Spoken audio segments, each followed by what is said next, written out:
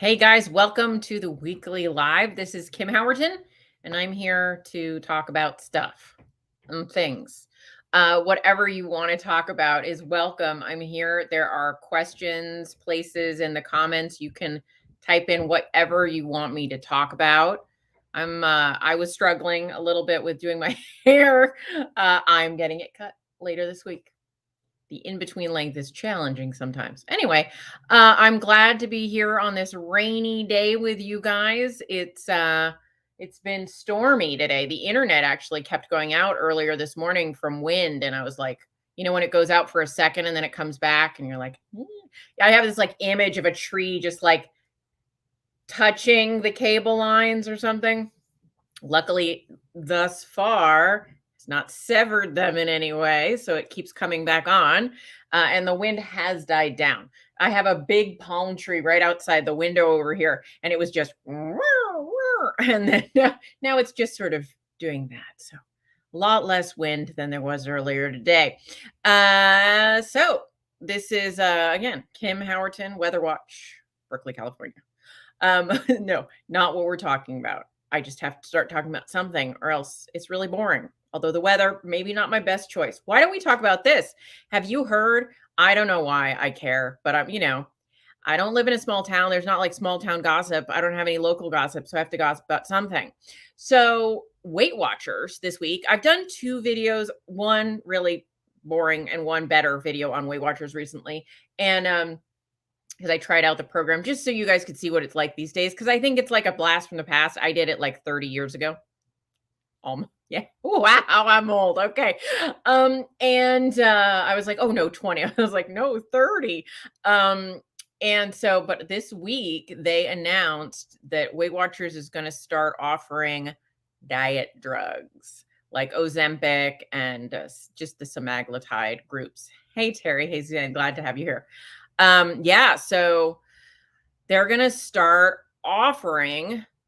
What did they do? They bought a company. They bought a company that already offers these drugs. So Weight Watchers paid hundreds of millions of dollars to buy a company that's an online company that offers weight loss drugs.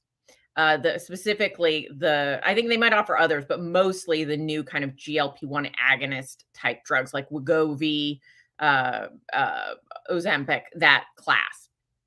And so people are a little up in arms about that at the Weight Watchers world because Weight Watchers always said they're all about this like lifestyle change and yada yada yada. But now they bought this company so that they are able to join the weight loss drug movement. Now it looks like Noom, you guys know Noom, the weight loss company online. When Noom first came out, they told a bunch of people, I mean, put it on the internet. I don't mean they were like, Susan, did you know this? No, they put it on the internet that they were all about lifestyle and not really a weight loss program, but more of a lifestyle program. And it was such BS because then they gave you like a 1,200 calorie a day diet. So they've now actually finally admitted they're really a weight loss program. You can't actually join Noom. I keep wanting to say Zoom. That's not it. Noom. Unless you have a weight loss goal. That's what I've heard these days. But they've started somehow offering a pathway where you can get weight loss drugs. If I'm wrong about that, I apologize, but that is what I have heard. And so then that spurred on Weight Watchers because, Weight Watchers kind of dug themselves a hole a couple of months, a few years ago when they like picked a fight with keto, right? They were like, keto is terrible. And they paid to have all these stories put in magazines and on the internet about how terrible keto was. Well, once they've done that, now they can't offer keto plans. And you know why they felt like keto was a safe opponent to fight against was because you can do keto without Weight Watchers, right? You don't really need Weight Watchers. No, maybe just a macro app, right? And so they were like, came out hardcore against it. But like now they're like, we have to differentiate ourselves in the market. And all these people are doing weight loss drugs. And you know what the good news is for Weight Watchers about weight loss? What's the good news about We'll try that again. You know what the good news is for Weight Watchers about the weight loss drugs is when you go off them, most people regain the weight. And so that fits beautifully with the Weight Watchers model, right? Of needing to keep people on their plans. So what did I do last night? Was it last night? No, it was Sunday. When I first heard this news on Sunday. And I went in and I followed a link and I got to a page where I could fill out information to see if I would qualify. Don't worry, I wasn't trying to get the drugs, but, like, what would it say to see if I could qualify? Like, if I joined Weight Watchers and was like, "I want drugs. Give me the drugs." I'm gonna get demonetized for saying drugs so many times, but the weight loss assistance. Um, and I put in a bunch of statistics on, like, how tall I am and this and that and the other thing, and it did actually say I don't qualify. I'm not heavy enough. So I played around with it, and if I weighed, like, 5 pounds more, though, I would qualify. So it's like, what, are you gonna let me be on them for a week? I don't know. Anyway, so, yeah, there's stuff there. So what is so I'm with the gossip, and at the same time, apparently, um, Weight Watchers announced they're closing many of their in-person meetings, which, to be honest, was I think the only thing that Weight Watchers, in my opinion, had going for them, like some local support. So yeah, so there is drama apparently in the Weight Watchers community. I should just do like weight loss news coming to you live from headquarters, right? Anyway, so that's what's happening. So I got some questions here. Good. See, I have to talk about something while I'm waiting for questions. Hey, Rosemary. It's going pretty good. Amy says, how does Ozempic work? Does it just kill your appetite or something else? Well, Ozempic actually works in a variety of ways, and not all of them are super clear. By the way, I am not a doctor. I am not an obesity drug medicine specialist. So, what Ozempic I know does, it's a GLP-1 agonist. So there are these hormones, GLP-1, glucagon like peptide. So peptide, those are proteins. So when in our digestive system, we produce various hormones and we are able to see, this is where I'm like, I'm going to sound like an idiot. I'll just say it in a more general way. Ozempic produces Ozempic. Ozempic is a glucagon-like peptide agonist. So it enhances the action of GLP-1 in our gut. There you go. It's an agonist. So it increases it, right? Rather than an antagonist. Agonist forward, antagonist away. And so this does change the way your body responds actually to food, because it's a diabetes drug, right? So essentially, I'll put this in a simpler way. It makes your body's insulin work better. So that's why it works great for diabetes. So it acts upon both these GLP-1 in the digestive tract, which helps basically level blood sugar better. And then it also acts by actually increasing insulin a little bit, but in a way that makes the insulin that your body produces more effective, which brings down blood sugar. So that's why it's such an effective diabetes drug. But what it also does is, because of that change in how your body works with insulin, it does affect the way that your body responds and that blood sugar sort of cycle. But it does other things. And this is where I believe it is more appropriate to talk about in terms of why it helps with weight loss. I think it does two things. It does a lot of things, but these two things, in my opinion, are the primary reason people like it for weight loss. The first one is that it slows gastric emptying. So it's the transit time is considered the time it takes for food to go in your mouth and for waste to come out the other end, right? That's the transit time through your digestive tract. But there is something where it's like the time from swallowing the food to it going to your stomach to it getting sort of more dispersed through your colon, and the nutrients get extracted, and then the weight, so that there's a process, right? And that process takes a certain amount of time. And different types of foods actually have different transit times. But Ozempic and its similar drugs slow that time down. And that does actually help with a feeling of fullness for longer, right? There's that physical feeling of fullness. Like you eat a big meal, you actually have a sensation of fullness, not just like you feel full mentally, but you actually kind of feel it in your stomach, in your gut. You feel like there's food there. So slowing that digestion does help people tend to lose more weight because it helps with that feeling of fullness.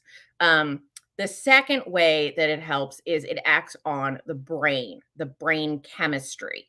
So, because of that, it's going to decrease some of the hunger hormones. So, the hormones in your body, leptin is your fullness, ghrelin is your hunger signal. So, some of those get affected in that dance between the GLP-1 and the hunger hormone discussion that's happening. So that's helping. Oh, this is three ways. And then the last way is that it makes you nauseous. So it's not just the nausea. Like you could think of the nausea as sort of an extension of that like feeling of fullness, right? Like if you make that really extreme, it kind of makes you feel nauseous. People do say that nausea will for a lot of people dissipates over the time. Like they're vaguely nauseous all the time, like all the time, but it's worse at the beginning. So I don't know. So yeah, it operates in many of those ways. I used to be like 100% against it for all people and all things. I have to take off my socks. I'm getting heated. And I'm like, you know what? There might be uses for it for some people, but here are my big concerns. One, pancreatic cancer. That's a bad thing. Two, arrhythmia. Also a bad thing. These are the side effects. Three, you have to be on it forever. Now, you could go off it, obviously, and then just white knuckle it from there. But it's like you're taking away this tool. And in the trials, 75% of the people regain their weight. That doesn't mean you have to regain the weight, but it's going to be really challenging to keep that weight off. And so now you're on it forever. Maybe you're on a lower dose, but you're on it forever. And the cost is very high. The cost is, if your insurance will cover it, the cost is not very high. And in year one, the companies, a lot of them were giving a coupon. Now, I think that might be changing because they can't keep this stuff in stock. But it's like somewhere between $1,000 and $1,300 a month. And so, yeah, if you use the Weight Watchers program, so it's Weight Watchers, and then they assign you to so it's like it's not in-house, it's like their sister program where they'll be prescribing these things. You probably will be paying that out of pocket. But I'm going to be perfectly honest. If you've got that money and weight loss is your primary goal, I think a lot of people might figure out how to pay it. I understand not everyone can, but that's there you go. So Living Nas said, I thought insurance wasn't paying for it as a weight loss drug, so it's extremely expensive to use.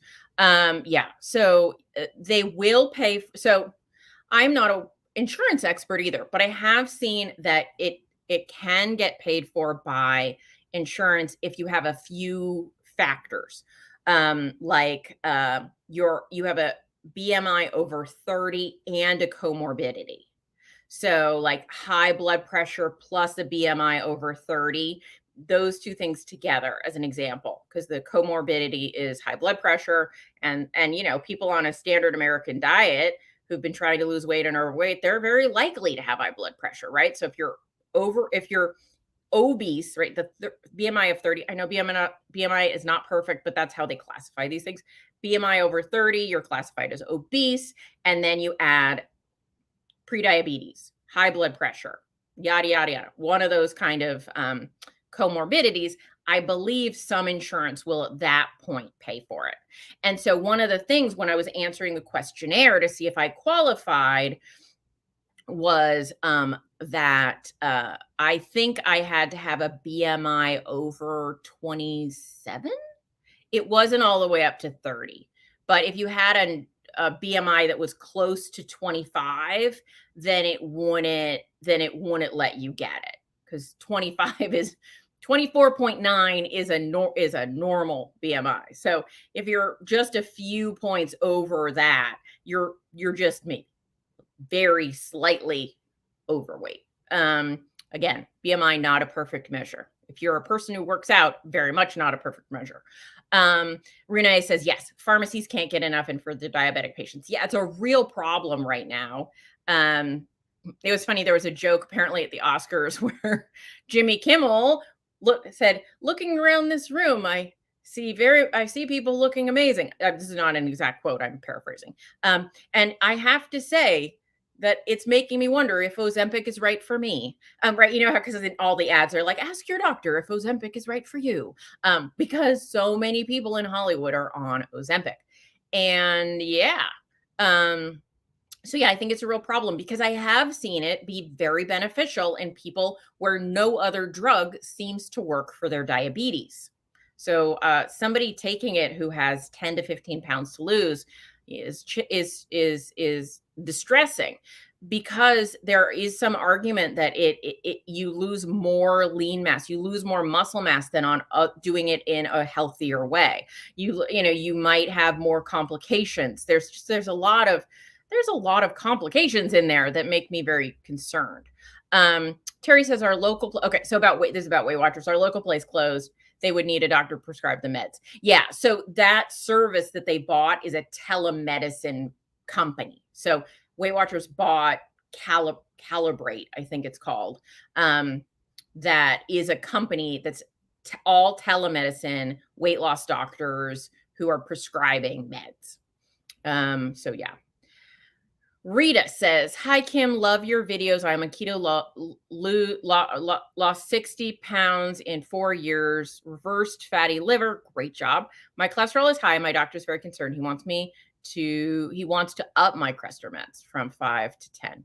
So here's the deal.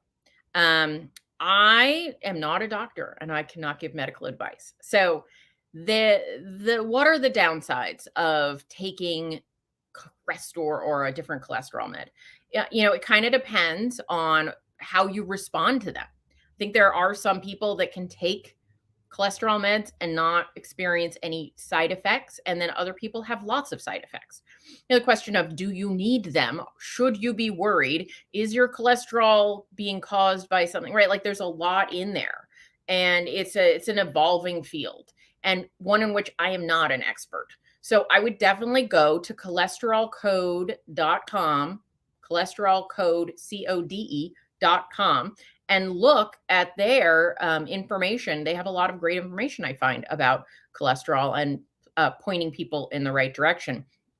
But ultimately, the question you have to ask is, is my high LDL saying the same thing as someone on a standard American diet's LDL being high? Do they say those same things? Like, I can give you an example here, not maybe a direct example, but something I think about a lot, which is creatinine. All right, creatinine is a blood test. You get your blood tested. They test the amount of creatinine. Now, creatinine is the byproduct of creatine. And you might note that there is a supplement called creatine that you can take, which I actually think probably everyone should be taking. But it's a very safe, very well tested supplement that bodybuilders especially take because it helps keep their muscle well hydrated. It pulls water into that muscle, tends to make it work a little better. The reason I think everyone should take it is it works well in your brain too, and it seems to have benefits to help with aging brains function better. So that's why, a little secret, that I think it's a really good supplement. So creatinine in the blood can rise if you eat a lot of red meat. So like if you ate a steak for dinner the night before your blood test and your creatinine is high, your doctor might say, your kidneys are disintegrating, right? Like, because if you didn't have, because it can't differentiate the creatinine you're making from the creatinine in the cow you just ate, right? And so when we look at a blood test in isolation, without looking at the circumstances surrounding it, it can give us funky info. And so, also, if somebody's like a bodybuilder, they got a lot of muscle, they're really muscly, they're so buff, their creatinine is going to be really high too, because muscle makes creatinine. So, the more, if you have a lot of muscle mass, that can also affect it. So, I guess my point is context is very important with blood measures, with everything. Context is always very important. And so, yeah. So, what I would want to say there is we don't know all of the context around LDL. And so you have to say, like, and this is just a reality of life. We have to look at all the best evidence we can and then decide what is the right choice for us as an individual. And so, Rita, you have to kind of look at that and say, well, what's the possible downside of me taking a higher dose of Crestor? So you were on board taking the 5 milligrams. So why are you not on board with the 10? I'm not saying that that's bad that you're not on board with that. I'm saying, why is this much okay with you, but more scares you? So just things to question. And in that, I was not saying you shouldn't take it or that you should. I'm saying you have to look at all the variables and the scenario you're in and weigh the benefits, costs, and downsides. All right. Kelly says, hi, Kim. Hey, Kelly. I was looking for information to help me explain something. Dr. Ken and you said your A1C could look low if you were a heavy drinker. How does this work so I can speak to it? Okay, I can give you the basics. Again, not a doctor, nor am I a hepatic specialist. Hep equal liver. So when we drink a lot, our body, what organ in our body has to deal with that alcohol so that we don't end up with alcohol poisoning, because alcohol is a toxin, right? And so if we didn't have organs within our body that were designed to help us deal with the insult from the alcohol, it would kill us too quickly. So our liver helps us deal with that alcohol. So our liver has to, like, don't ask me the mechanism, don't know it. But our liver is the organ that allows us to metabolize the alcohol out of our system. And when our liver is busy metabolizing the alcohol, you know what our liver doesn't do very well is anything else. So it prioritizes that alcohol over anything else. And you know what our liver is, if you know much about livers, it does a lot. And so you need your liver when you're metabolizing carbohydrates. So one of the things that will happen is when you're ingesting carbohydrates or food in general, you've got this cycle going on in your pancreas with insulin being produced, glucagon, insulin, glucagon, right? And this cycle of insulin and glucagon going up and down and keeping our blood in sort of a glucose homeostasis in the appropriate range. When we are ingesting a lot of alcohol, as far as I know, it's not, our liver pretty much shuts down most gluconeogenesis, which is creating new glucose. So basically our liver stops pumping out glycogen and is prioritizing metabolizing the alcohol, which artificially lowers your blood glucose, which then artificially lowers your A1C. So basically, so basically that's it. Your body is prioritizing keeping you alive because you're ingesting things that are trying to kill you. And it has to choose what it's going to focus on. And it's going to focus on the alcohol rather than creating, pumping out any glucose in terms of gluconeogenesis. So that's the answer as far as I know. I should probably do some research on that and actually answer it in a complete way. But that is basically it. Yeah. An alcoholic might have a glucose of like 4.8, and they might look super healthy if you're just looking at the A1C, um, and instead of looking at also their liver enzymes. Yeah, yeah. Basically, I mean, short, non-medical, non-technical answer that it makes their liver so busy dealing with the alcohol that it can't do all the other processes it normally is designed to do. All right. What other questions we have today?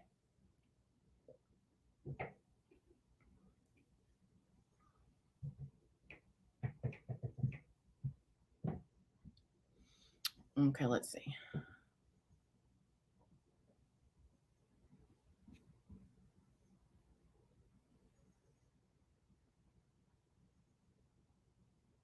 Almost like, and now a break from our sponsor. No. Okay. So what is going on with, I'm like, what else is going on in the world? So if you guys want to know more about GLP-1 agonists, Dr. Peter Attia just released his podcast on them this week. So if you it's an Ask Me Anything. He has a free podcast you can find anywhere you can find podcasts. If you're a member of his site, you can get a longer podcast with like show notes and things like that. But he does have a podcast this week about GLP-1 agonists, of which Ozempic is one. So if you want to do a deep dive on that, go for it. All right. And now I got some questions. Thanks, guys. I appreciate you. I'm like, what do I talk about? I don't have a dog to describe what the dog did this week. Amy said, do I have an advice on sleep, especially getting sleep when fasting? Sure, I can tell you what I have advice about sleep, and I did a podcast about this, so you can listen to that. But basically, it says it feels like my brain will not stop when trying to sleep when fasting. It keeps you awake. Okay, so the first thing I would say is you might try. Now, I don't know why you're fasting. Like, I mean, I just don't know the reason that you choose to do fast, and I don't know how often you do the fast. Amy, how often do you fast? But a small amount of food, sometimes a little bit before bed, like not enough to cause a big problem, but a small amount of fat, maybe at like a tablespoon of butter or a teaspoon of oil. Some people find that actually can help with your body being able to sleep. But I will say that in order to get good sleep, you have to do things like manage your caffeine consumption, make sure it's staying in the earlier part of the day, make sure that you're getting sunlight early in the morning, make sure you're not drinking too much water too close to bed so you feel like you have to pee.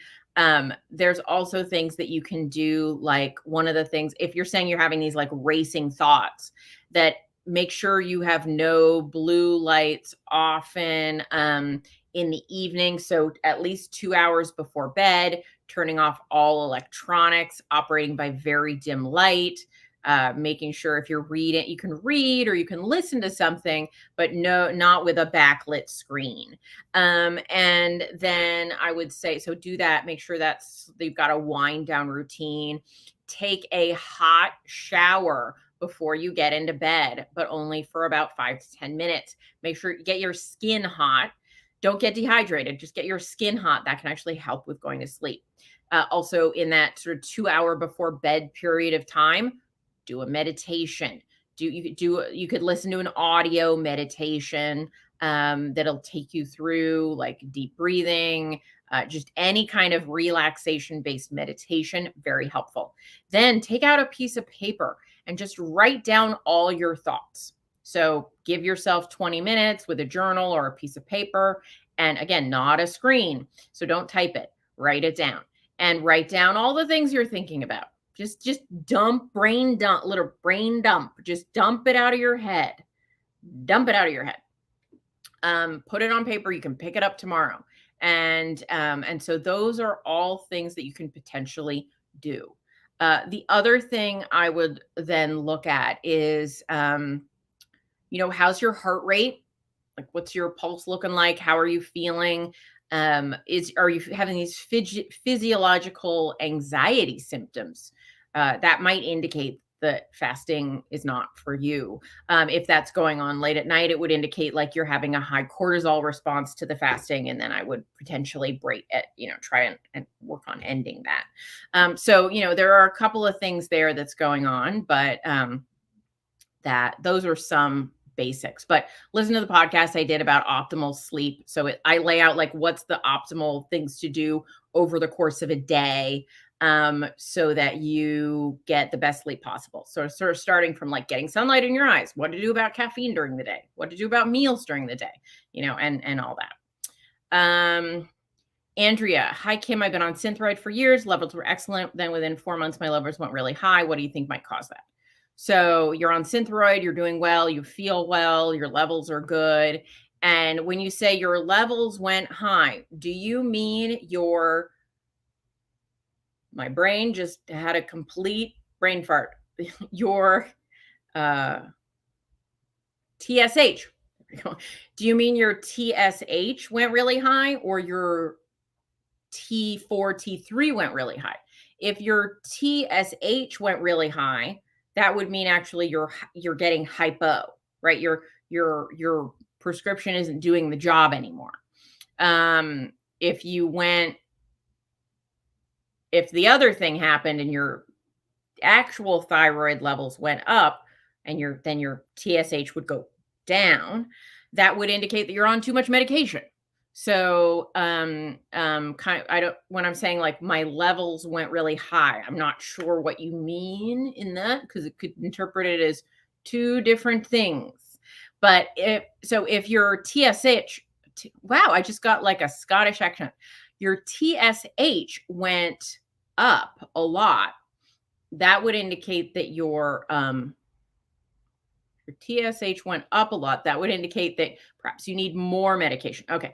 I started to feel exhausted. Okay. TSH was 1.9, went to 6.81. Got it. So you went ultra hypo. Okay. So that would indicate that your medication was not doing the job anymore. So here's what comes up sometimes. You're on Synthroid. So Synthroid is only T4, right? And the active form of thyroid hormone is T3. So one of the things that can often happen is that the T4 to T3 conversion is not working so well. So if that happens, you can take as much Synthroid as you want. It's not going to do the job. So I would say, so I would say it might be that your your T4 to T3, something's going on there. So what I would look at are your free T3 and your free T4 levels and see where they're at. You can order that test yourself. You can ask your doctor to order that test. Even at a 1.9, that's, some people don't feel well even there. So I would say the first thing I would look at is, did something happen in terms of your T3, T4 pathway? The second thing I would say is, yeah, you're definitely getting more hypo, and that can just happen. S happens, as they say. So I would definitely you might want to look at actually getting your TPO and your thyroglobulin. So there are two tests, TPO and TGAB, which are, which are the tests for antibodies for Hashimoto's. And a sudden change like this is a good time to see, am I producing these antibodies? You might have Hashimoto's. So it's a good thing to check. So I would get a complete panel. It's in, if you look in the Common Sense Labs book, we list it, but it's basically here, I'll pull up the page so you can look at it. This is my edit copy. So it's got Post-its and circles in it. I'm going to show you the thyroid page, which would be helpful if I'd marked that separately. On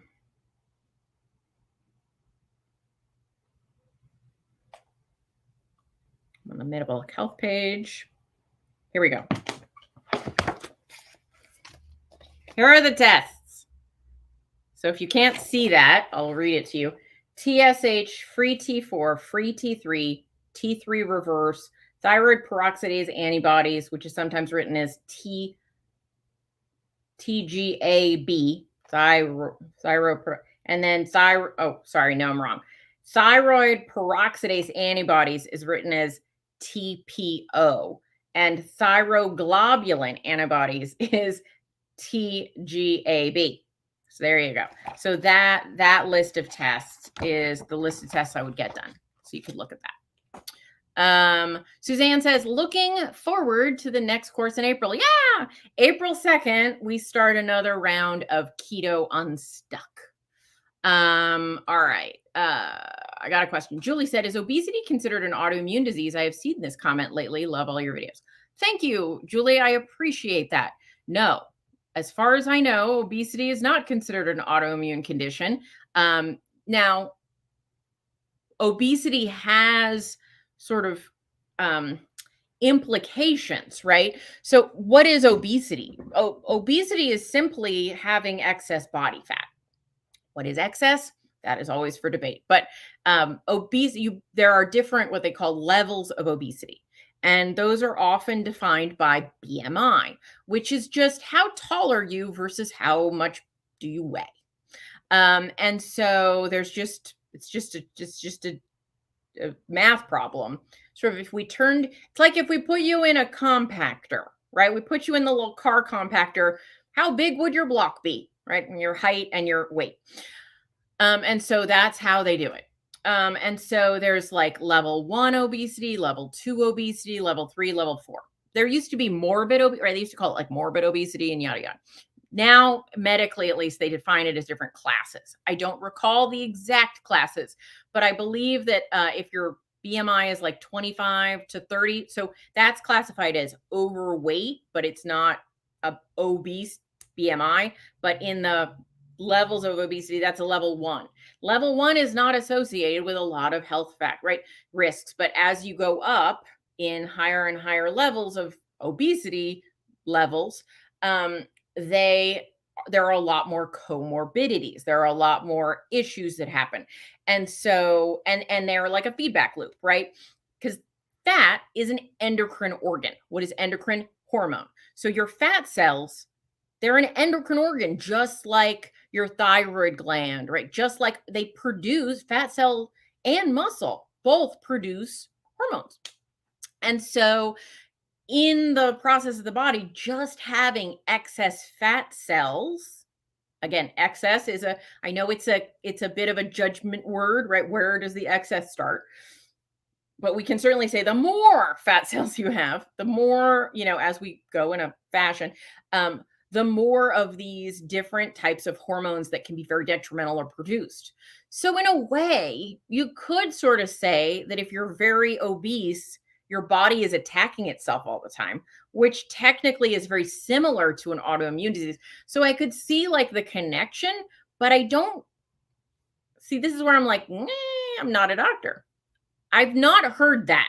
I'll say it that way. I've not heard that obesity is an autoimmune disease. However, I will say from what I understand about obesity is that the more obese you are on a scale, essentially the more your body is just attacking itself, which is very similar to an autoimmune condition. But I believe there's more to an autoimmune condition, that it's triggered in a different way. It's not just a linear thing. So the answer is, could you make an argument that it is similar to an autoimmune condition? I think you probably could, but I do not believe it is classified as an autoimmune condition itself. But I can look that up and do a little more research on that. But did that make sense? I hope that made sense. Let's Google. Not that you can't Google yourself, but we're just going to Google and then I'll see what I find right here.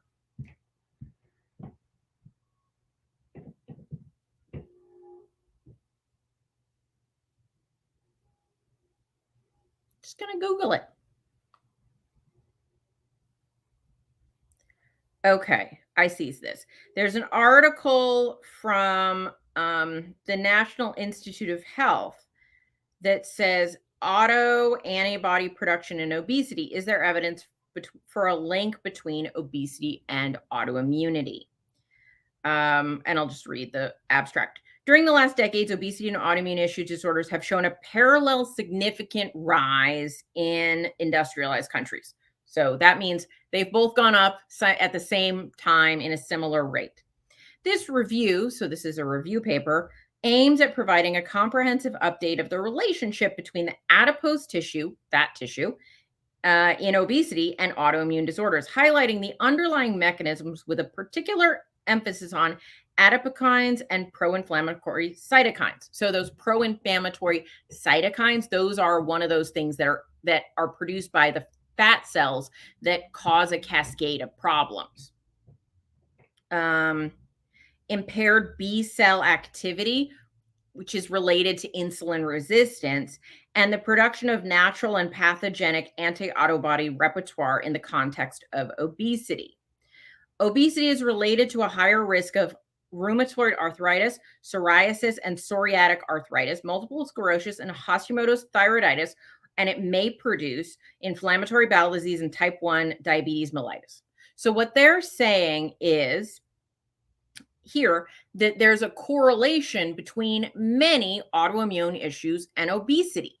And so what this article is saying is so I've only read a couple of paragraphs, but it kind of brings back that same thought that I just had, that there's a similarity.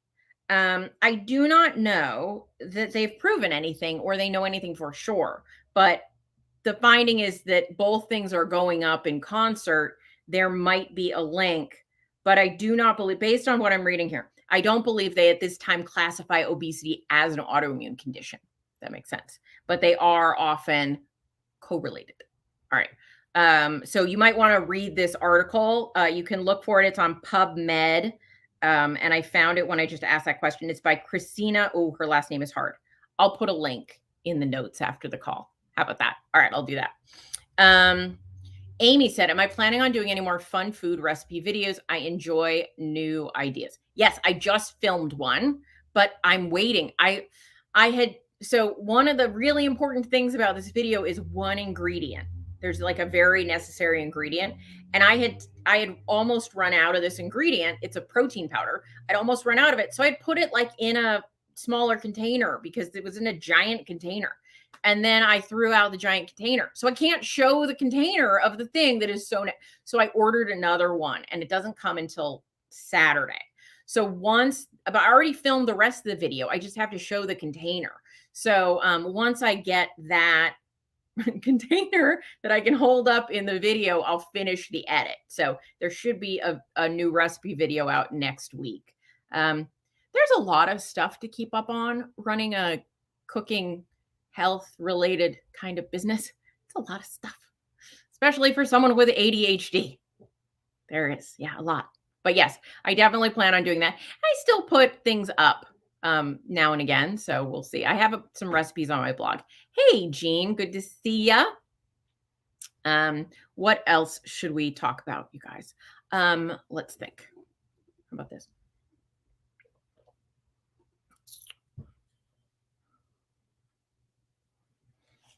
So Common Sense Labs, you guys know this book. I talk about it all the time. Common Sense Labs, what are we doing? Are we changing anything moving forward? So a new version of this book is going to be coming out in a few months. By a few, I don't mean less than 2. And those of you that bought a digital copy, when that happens, the digital version will be updated. When you bought the digital version, you got a link in your receipt that allowed you to re-download it at any time. So anyone who bought the digital version, you can re-download it and the new version will download when that update happens. Did we change anything majorly? No. We added in a number for B12 because that was meant to go in originally and it was omitted. And there were a few units in the lab section in the back where the units are, where the units, we wrote them in a colloquial way for like micrograms instead of using the scientific one. So nothing was wrong. It's just that the sort of scientific name was wrong of the unit. So we're going to update that. So, but just so you know, if you bought a digital version, you get that update automatically. And if you haven't bought the digital version, I will put out at that time some info about how you can get a digital version. So there you go. Just wanted you to know what's happening. But I will make that official announcement when we get to the actual date of the new publication. So books always need, updates as we go.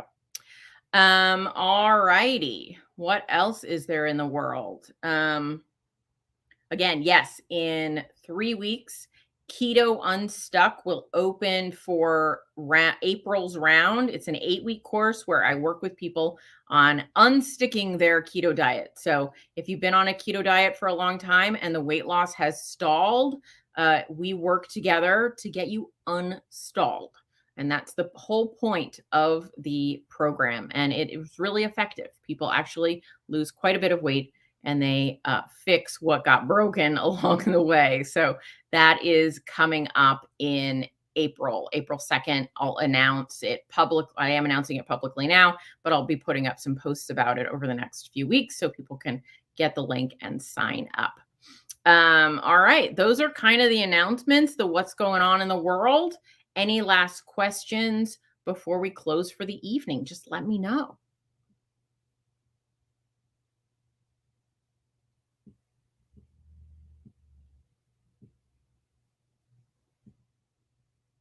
All right. Well, that seems like we've handled things pretty well for the evening. So I appreciate you. Thank you for joining me on this live, and I will see you next week. Bye-bye.